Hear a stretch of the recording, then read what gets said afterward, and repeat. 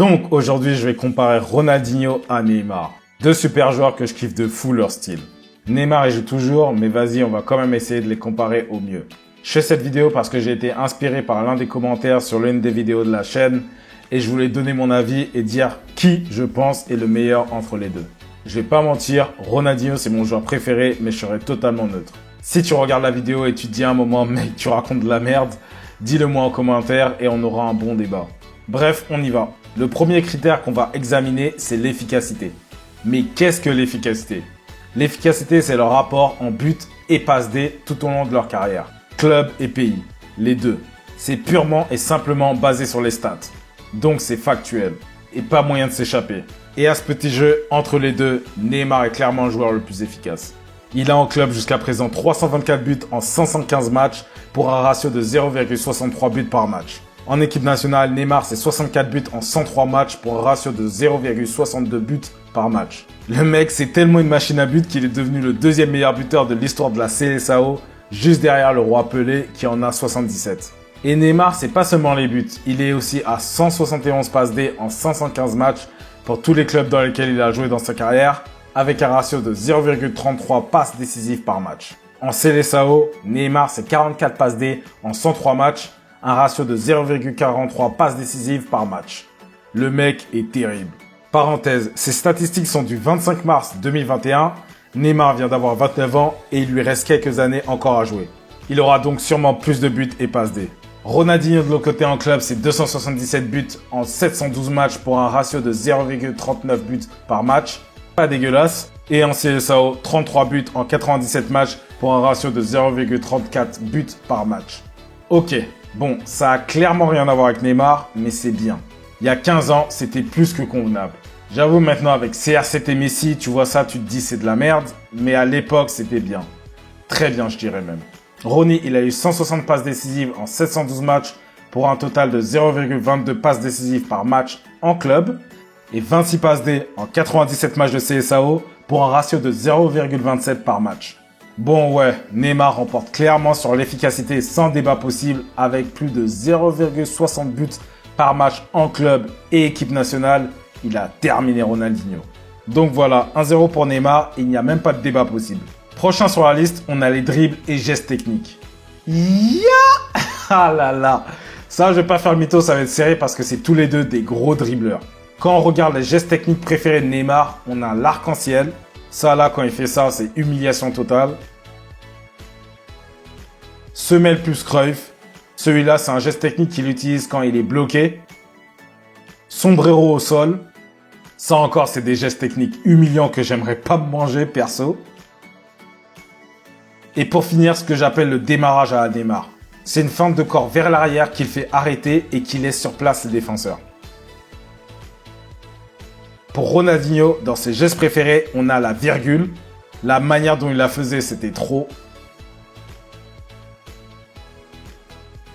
Les passements de jambes, Ronny en général il en faisait qu'un, mais il pouvait utiliser n'importe quelle variation, c'était la même. Les sombreros, même avec deux défenseurs sur le dos, Ronaldinho il faisait des sombreros à l'appel. Et enfin les petits ponts. Il en mettait trop, c'était n'importe quoi. Pour celui-là, je suis désolé, mais pour moi c'est match nul. Dis-moi qui tu penses est le plus chaud entre les deux en commentaire. Alors maintenant, on va parler de la technique, ou plus simplement du contrôle. Pour moi, Neymar est super technique. Probablement l'un des joueurs les plus techniques du monde en ce moment. Mais Ronaldinho, c'est probablement un des joueurs les plus techniques de tous les temps. En regardant ses contrôles, je défie n'importe qui de me donner un joueur qui faisait des meilleurs contrôles que lui. Bergkamp, Zizou y compris. Quand je regarde ce contrôle, là, je me dis que ce mec-là, c'était trop. C'était vraiment trop.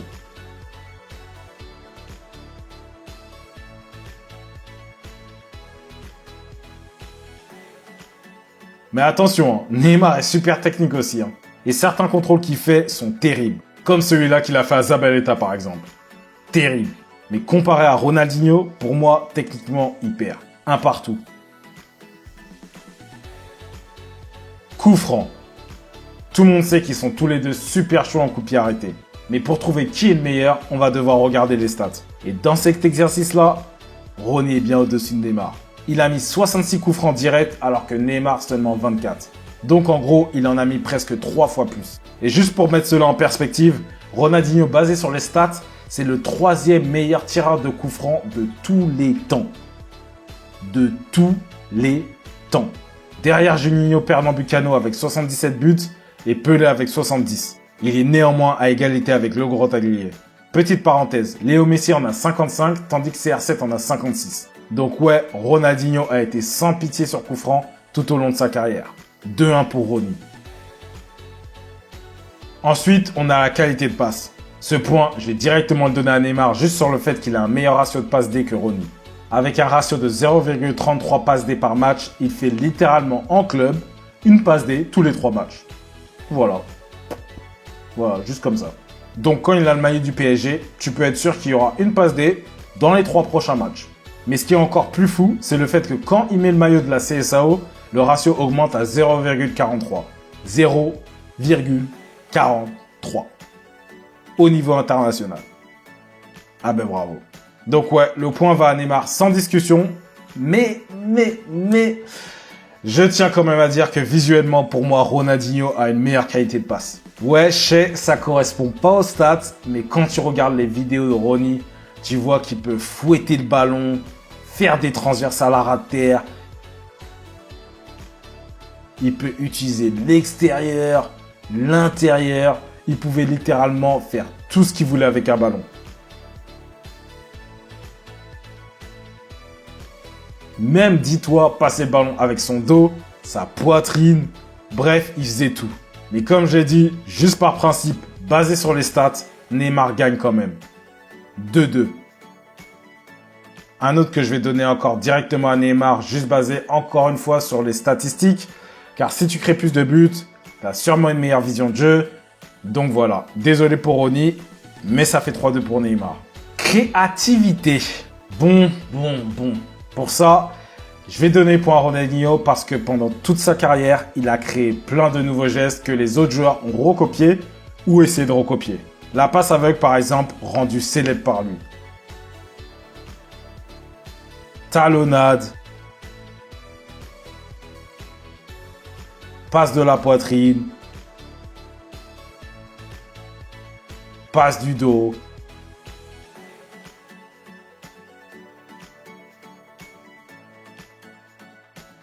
Et même le contrôle du dos. Le contrôle du dos. Il a tout fait. Neymar, c'est aussi un joueur super créatif. Mais en comparant à Ronaldinho, encore une fois, sur celui-ci, il a aucune chance. Avant de passer à la prochaine rubrique, est-ce qu'on peut apprécier cette passe aveugle de Ronaldinho? La plupart des joueurs, ils tournent simplement la tête juste avant de faire la passe. Mais le truc qui est ouf avec Ronaldinho, c'est qu'il tourne tout son corps et ne regarde plus ni le ballon, ni le joueur avant de faire la passe. C'est trop. Regarde les défenseurs. Ils ont vraiment cru qu'il allait écarter sur le côté. Pour Ronny, le truc qui est ouf, c'est que c'était pas seulement un geste stylé, mais aussi efficace. Ah là là, c'est magnifique. Un pur génie. Vitesse. Une autre rubrique où on peut clairement et honnêtement choisir un vainqueur. Neymar, pour moi, est le plus rapide entre les deux. Ronaldinho était vif, mais pas rapide. Neymar n'est pas rapide non plus aussi, quand tu compares à des gars comme Mbappé ou Adama Traoré. Mais il est sûrement plus rapide que Ronaldinho, ça c'est sûr. 4-3 pour Neymar. Équilibre et force. Rien à dire sur celui-là aussi, c'est Ronny qui gagne. Pour être honnête, Neymar aurait perdu contre presque n'importe qui sur ça. Il tombe trop. Ronaldinho par contre était super gainé et solide sur ses appuis lorsqu'il protégeait le ballon. C'était presque impossible de le bouger. Neymar, c'est un joueur plus léger qui aime se déplacer plutôt que de protéger le ballon sur place. Deux styles différents, mais quand il s'agit de force et d'équilibre, c'est Ronaldinho le plus chaud. 4 partout. Ah là là là là là là, c'est chaud. C'est pas vraiment l'homme du match, mais le héros du match. Dans quelle rencontre super importante, ils n'ont pas seulement été la star, mais le héros. Quand t'es un grand joueur, on t'attend dans les grands matchs. Et Neymar comme Ronaldinho ont eu de super rencontres. Désolé les supporters de Paris, mais le seul qui me revient à l'esprit pour Neymar est la remontada contre le PSG, alors qu'il jouait toujours pour Barcelone. C'était un gros match où Neymar n'a pas été seulement la star, mais le héros. Celui qui a élevé l'équipe pour gagner. où il a mis 2 buts et une passe D dans les 5 dernières minutes pour donner la qualification au FC Barcelone. Pour Ronaldinho par contre, j'en ai trouvé 2, où il était non seulement le joueur vedette, mais le héros. Quart de finale de la Coupe du Monde 2002 contre l'Angleterre où le Brésil perdait 1-0 et Ronaldinho s'est fâché pour donner une passe D à Ronaldinho sur le but égalisateur, puis marquer un magnifique coup franc pour aider le Brésil à se qualifier pour les demi-finales. C'était l'une des performances les plus emblématiques de la Coupe du Monde 2002. Même si plus tard, au cours du même match, il s'est mangé un carton rouge. Même comme ça, il trouve toujours le moyen de rigoler. Ronny, c'est trop. Le deuxième match, c'est le Classico contre le Real Madrid en 2005 où Ronaldinho a marqué un doublé et aidé Barcelone à gagner 3-0 au Bernabéu où les supporters même du Real Madrid lui ont fait une standing ovation. C'était seulement le deuxième joueur du FC Barcelone à avoir reçu cela et l'autre n'était nul autre que Diego Armando Maradona en 1983. Petite parenthèse, après Ronaldinho, Iniesta aussi en a reçu une en 2015. 5-4 Ronaldinho. Par la même occasion, dis-moi en commentaire si tu penses que j'ai oublié des matchs pour l'un comme pour l'autre. Attention, les matchs dont on parle sont seulement les matchs à élimination directe en Coupe du Monde et Ligue des Champions. Pas de match de poule, sinon il y en a trop. Et aussi, tu peux parler des derbys comme PSG-OM ou Barça-Real. Pas de match contre Albacete, Dijon ou autres. Pas de match amicaux non plus. Donc voilà. C'est le dernier qu'on va regarder pour comparer Ronaldinho et Neymar. Grosso modo, Neymar a une Ligue des Champions, 2 Ligas, 3 Copa del Rey, 3 Ligue 1, une Coupe de France et internationalement, il a gagné la Coupe des Confédérations en 2013. Individuellement, il a reçu le prix Puskás en 2011. Il a aussi été élu meilleur joueur de la Coupe des Confédérations en 2013. Il a terminé 3e au Ballon d'Or en 2015 et 2017 derrière les 2 machines de guerre. Et enfin, Neymar a 29 ans et a donc encore de belles années devant lui. Garde ça en tête quand tu regardes cette vidéo au cas où il remporte un Ballon d'Or ou une Coupe du Monde entre temps. On sait jamais. Ronaldinho principalement, il a une Ligue des Champions, 2 Ligas. Et pour le Brésil, une Copa América en 1999, une Coupe du Monde en 2002 et une Coupe des Confédérations en 2005. Individuellement, Ronaldinho a été nommé joueur de la FIFA de l'année en 2004 et 2005. Et enfin, il a été 3e au Ballon d'Or en 2004, mais a remporté celui-ci l'année suivante. Donc on peut clairement dire que maintenant, en avril 2021, pour l'instant, Ronaldinho, individuellement et collectivement avec le Brésil surtout, est devant Neymar. Il a remporté une Copa América et pas Neymar. Il a également remporté une Coupe du Monde et pas Neymar. Et individuellement aussi le Ballon d'Or, même si Neymar, il a des circonstances atténuantes, on va dire, parce qu'il a joué dans la même ère que les 2 machines de guerre, CR7 et Messi.